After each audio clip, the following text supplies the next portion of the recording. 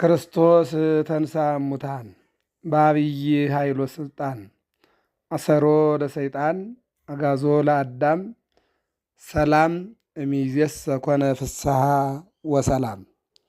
በዓለም ላይ የምትኖሩ ኦርቶዶክሳውያን እግዚአብሔር ልጆች ሰላም እግዚአብሔር ይብዛላችሁ። እንኳን ለ2017 ዓመተ ምህረት ለጌታችን ለመድኃኒታችን ለኢየሱስ ክርስቶስ ብርሃነ ትንሣኤ እንኳን አደረሰን አደረሳችሁ። አሁን የገባሁት ስለ ትንሣኤው ቀደም ብለን ጥሩ አድርገን ተማምረናል። አሁን ደግሞ ለማርያም ታየ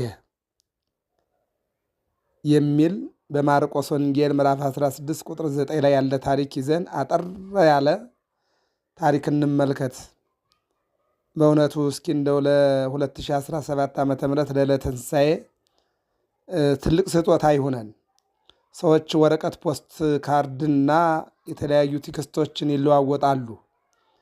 እኛ ደግሞ ከፓምፕሌቶችና ከፖስት ካርዶች ከጥቅሶችና ከሚስኮሎች ይልቁንም ደግሞ በሞባይል ሚሴጅ ከምንላላካቸው በላይ አጠር መጠን ያለ ውለታ ባደረገና ውለታ በተቀበለች መካከል ላይ ያለ ታሪክ አጭር ነገር እንመልከት። እግዚአብሔር አምላክ ከሁላችን ጋር ይሁን።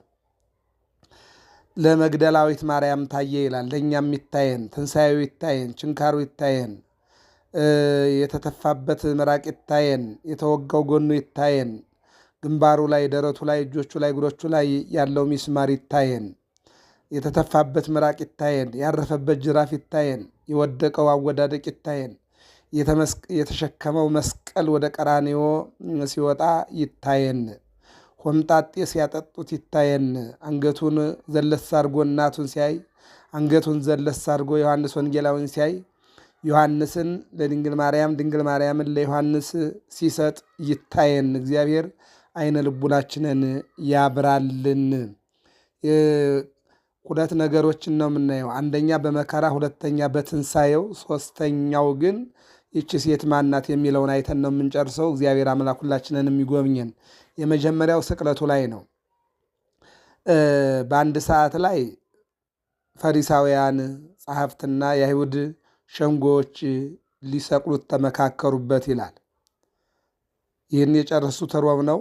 ነገር ግን ከምሽቱ 1 ሰዓት ራት አደረገ። ከምሽቱ 2 ሰዓት እነሆ እግራቸውን አጥቦ ራትን አድርጎ ስለ መንፈስ ቅዱስ ተናግሮ ስለ ሐዋርያት ተናግሮ ጸልዮ 6 ሰዓት ላይ በይሁዳ አማካኝነት ተይዞ 8 ሰዓት ላይ ወደ ሐና ቀያፋ ቤት ሄዶ ከጧቱ 1 ሰዓት በነግህ ላይ ተሰብስበው ምን እናድርገው ከተባባሉ በኋላ 3 ሰዓት ላይ ጲላጦስ ፊት አቀረቡት።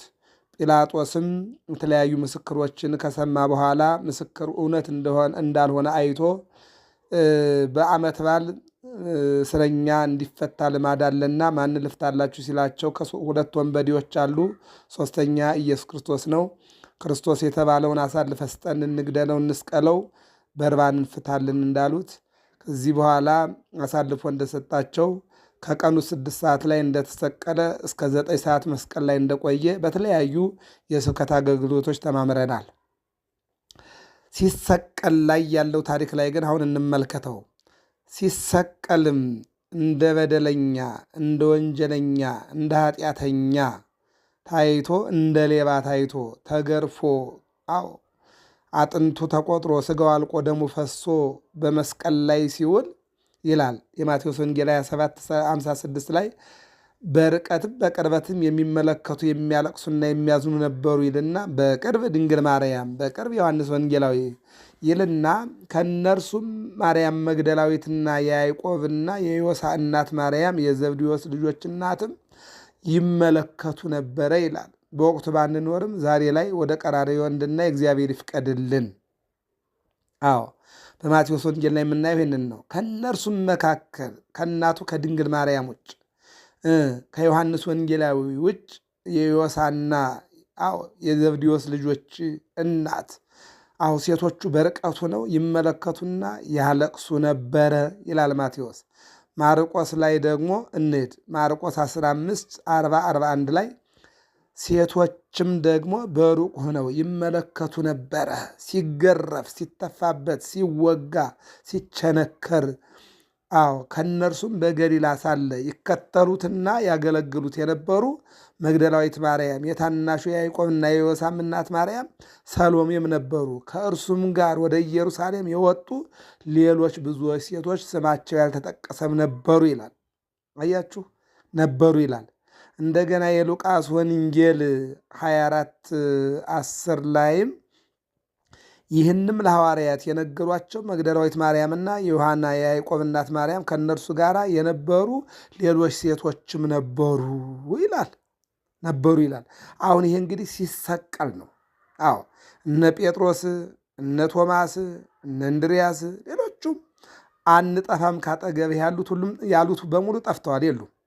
በአጭር አገላለጽ መስቀል ላይ ያለ ክርስቶስ ነው። መስቀል ስር ላይ ያለች ድንግል ማርያም ናት።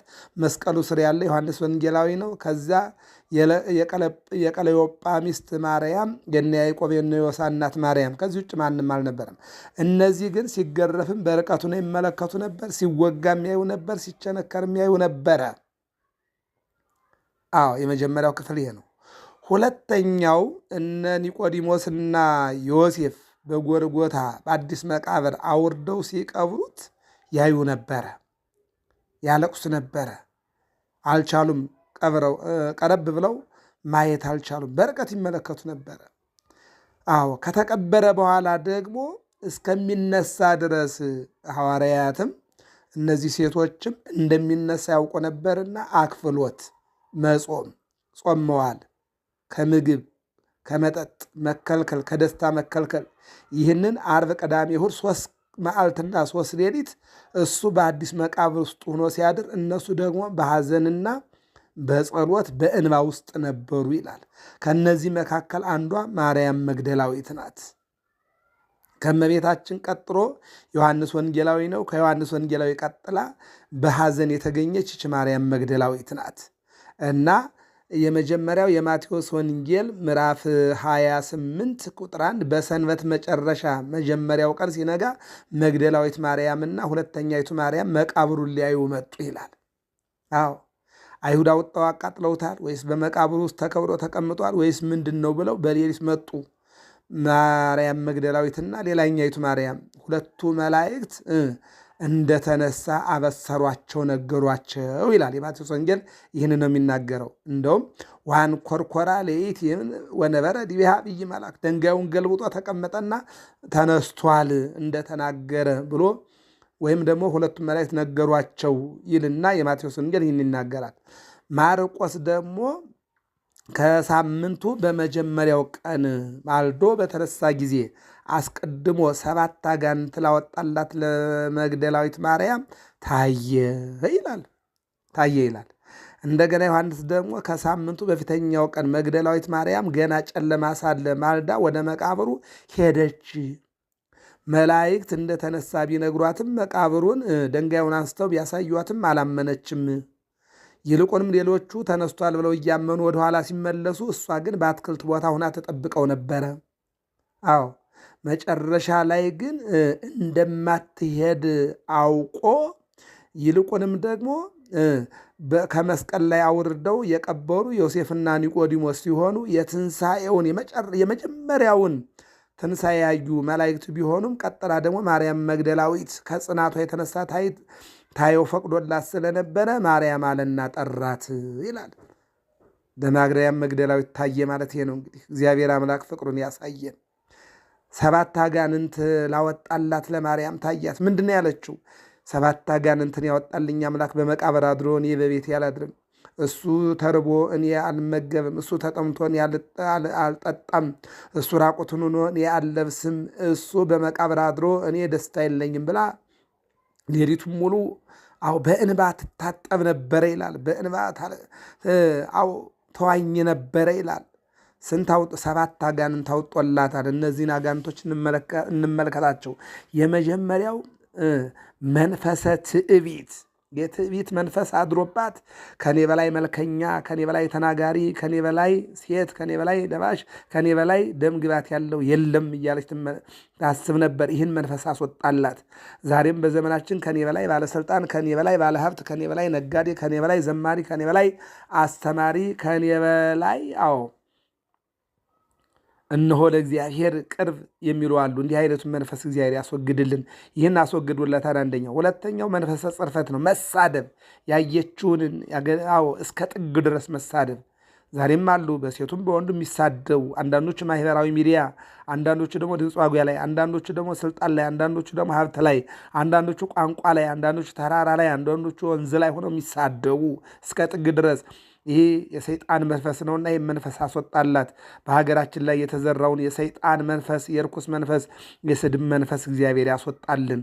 በሃይማኖት ውስጥ የሚኖሩ ነገር ግን የሚሳደቡ የሚለፈልፉ እንዲህ ይህንን መንፈስ ርኩስ እግዚአብሔር ያስወጣልን። ሶስተኛው መንፈሰ ቅናት ነው።